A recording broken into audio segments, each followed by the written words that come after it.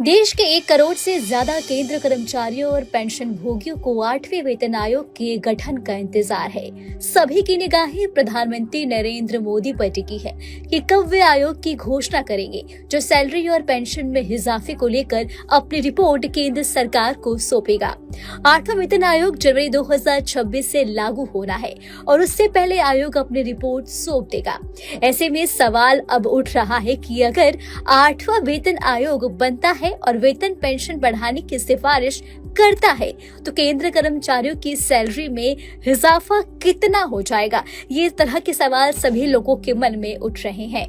वैसे तो अभी तक सरकार की ओर से 8वें वेतन आयोग को लेकर कोई आधिकारिक घोषणा नहीं की गई है, लेकिन कयास लगाए जा रहे हैं कि 1 फरवरी 2025 को पेश होने वाला आम बजट में सरकार इसका ऐलान कर सकती है। आयोग गठन होने के बाद यह देश के मौजूदा आर्थिक हालात और अर्थव्यवस्था की स्थिति को देखते हुए वेतन पेंशन में बढ़ोतरी को लेकर केंद्र सरकार अपनी रिपोर्ट भेजेगी, जिस पर अंतिम फैसला सरकार का होगा।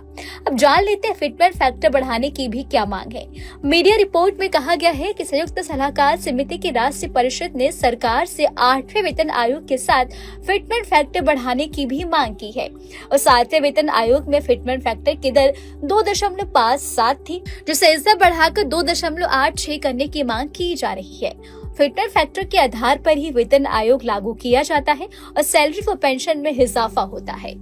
नए फिटमेंट फैक्टर से कितनी हो जाएगी सैलरी? चलिए हम आपको इस सवाल का भी जवाब बता देते हैं। अगर आप 7वें वेतन आयोग का कैलकुलेशन देखेंगे तो पाएंगे कि उसके लागू होने से पहले न्यूनतम बेसिक सैलरी से 7,000 रुपए थी।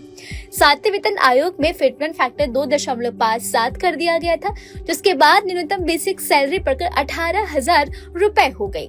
इसका मतलब है कि इससे पहले की 7,000 रुपए की बेसिक सैलरी 2.57 गुना करके 18,000 कर दिया गया।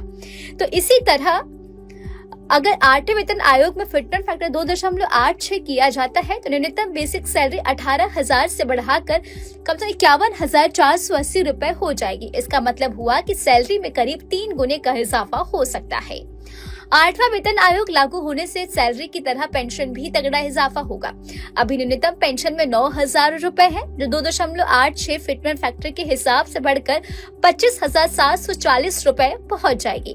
ध्यान रहे कि ये कैलकुलेशन सिर्फ न्यूनतम बेसिक सैलरी और पेंशन के लिए बेसिक सैलरी के साथ कर्मचारियों को महंगाई भत्ते यानी डीए का भी लाभ मिलेगा और वास्तविक सैलरी इससे कई ज्यादा हो जाएगी। फिलहाल इसको लेकर अभी तक कोई ऑफिशियली तौर पर अनाउंसमेंट नहीं हुआ है, लेकिन ऐसे कयास लगाए जा रहे हैं। फिलहाल इस खबर में अभी के लिए इतना ही। आपको हमारा वीडियो कैसा लगा हमें कमेंट करके आप जरूर बताएं और हमारे चैनल को सब्सक्राइब करना ना भूलें। न्यूज नेशन अब व्हाट्सएप पर खबरों के ताजा अपडेट के लिए न्यूज नेशन के इस QR कोड को स्कैन करें।